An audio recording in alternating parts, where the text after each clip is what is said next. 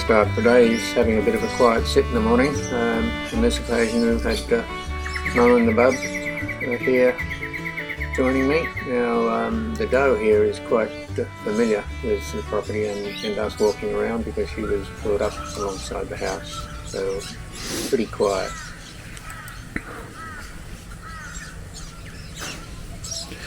Yes, I'm looking at you. Just a quick update for those who saw the two videos I made of creating these two raised garden beds. This is a little update just to show you that here a few weeks later things are coming along nicely now that we've finally got a bit of water into it. A bit of corn and tomato and onions etc. in this one, and various other fruit crops in the second one. But things are coming along very nicely. It makes it a lot easier to work on. There's a small potato tower there too.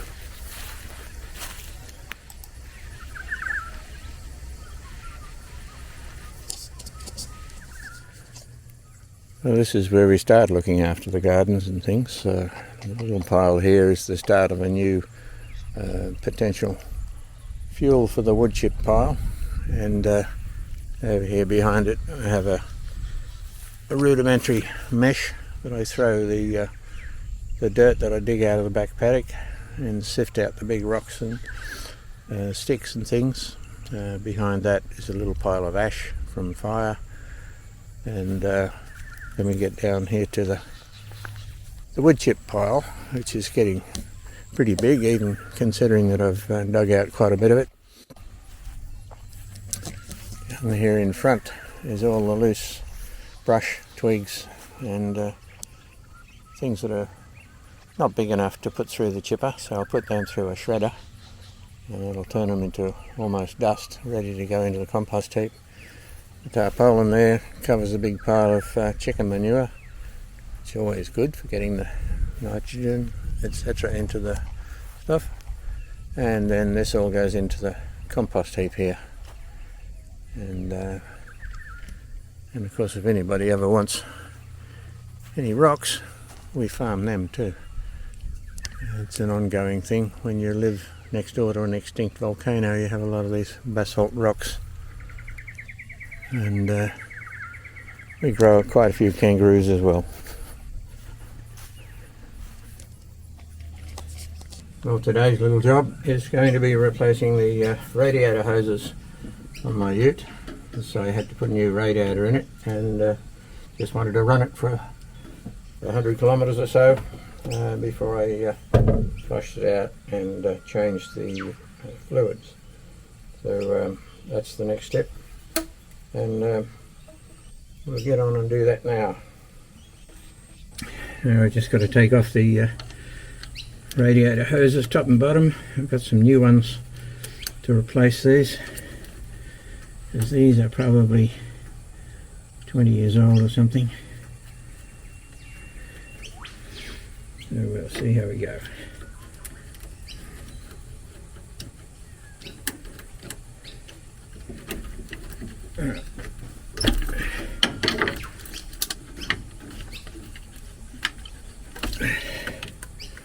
Right.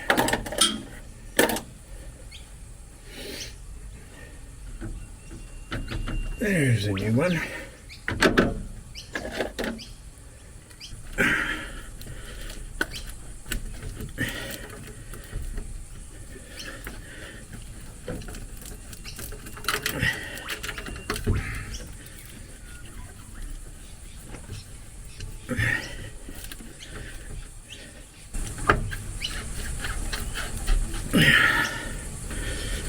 Right, there we go.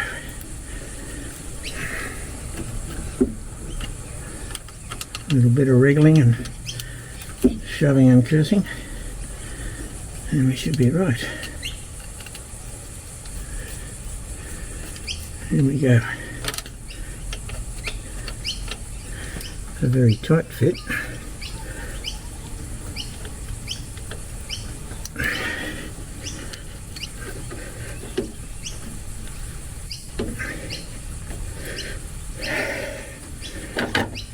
All we need to do is the bottom one, which is involves a bit of contortion it sort of activities, and then we can fill it up with some coolant. We're just going to go down and pick up the trailer and go over the back paddock, get a little bit of dirt so I can spread over the lawn and add some grass seed.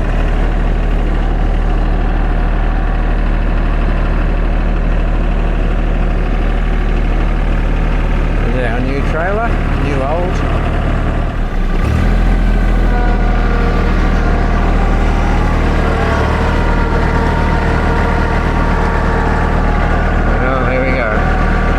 First time out with a new trailer.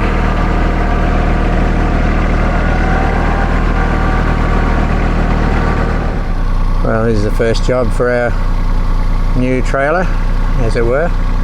We've got it hitched up to the TYM, and we're going to come over here onto this section of dirt. I've been digging a bit of black earth out of here. It was a little mound. I think it was an old fire pit or something, but it's got good black soil in it, so we'll give it a go and try and get a load onto the back of the trailer.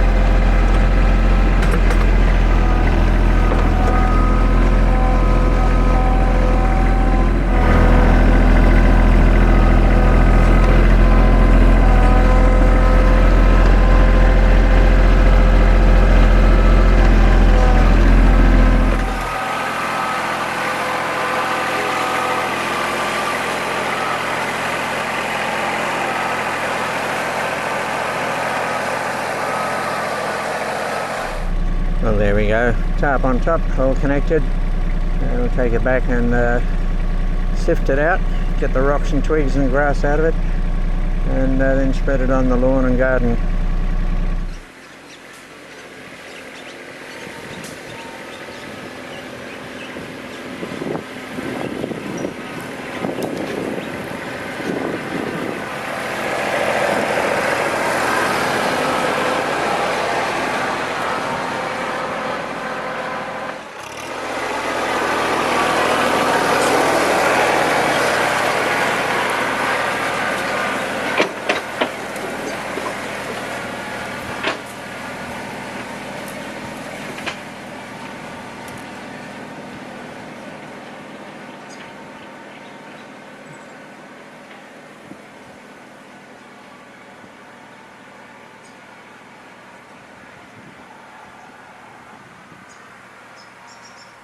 The last thing I need to finish off this farm trailer is to get the handbrake operational. Now the mechanism for the handbrake is still intact and in situ here from the old car, and all I've got to do now is make up a new mechanism for handbrake, put a plate here, and with a small ratchet sort of arrangement, which I have to work out yet. Well, first I'm going to have a little dig around in my scrap pile of metal here to find some suitable bits to mount the brackets for the handbrake on the trailer. So we'll just have a bit of a look. I think I only want about some 3mm steel. Yeah, that'll do for the base. And need some thin stuff here for the ratchet. I've got to make a ratchet to so hold the handbrake on. Alright, there's a bit of an idea. We'll see what we can do with that. Handle's always handy. So we'll... it's a bit long, but we can soon fix that. Bit of square. I dare say we'll have to come back and find a few other little bits and pieces, bases, etc. But that'll do for now, I think, for a start. Once I get it swinging, then we can fine-tune it. Okay, I've already marked 2 spots where I want to drill some holes to mount it onto the trailer, so I just need to centre punch them. And did you enjoy that? And make it easier for the drill to pick up.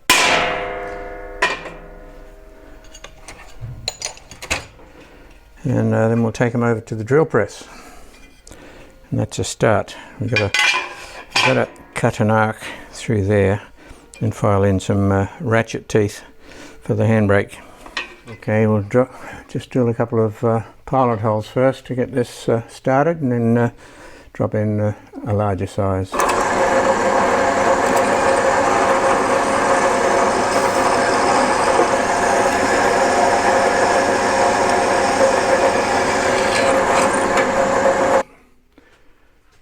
Just drop the table down a little bit here and put a bigger drill in.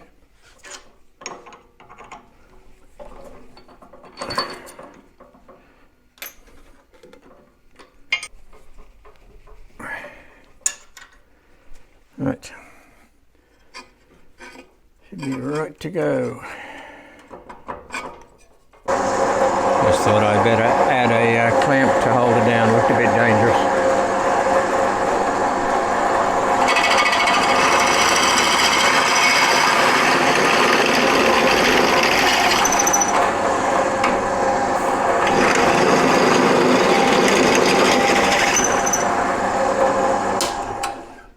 That should get us out of trouble for the first 2 mounting holes. Give me a reference point anyway, once we can go from there. Okay, I'll go and try fitting a few more things.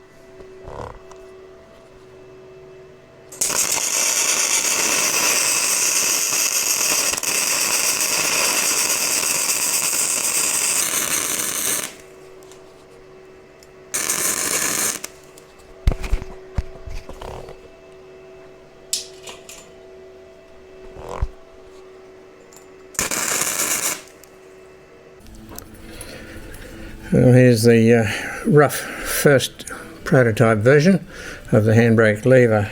I just got this much done in a couple of moments while I had a chance, so I thought I better give it a go. I've got more of it to come later. Okay, here we go. This is the latest. It's about as far as I'm prepared to go anyway. Adaptation of the handbrake from Pterodactyl Industrials, and what I got to do now, made up out of scrap steel, but all I got to do now is mount it down to the trailer and paint it, of course. Well, here's the finished article, all made up out of scrap bits and pieces, but it'll do the job. It'll make a big difference when I'm working in the field, particularly on the slopes, and got the tractor disconnected, stops this thing running away on me.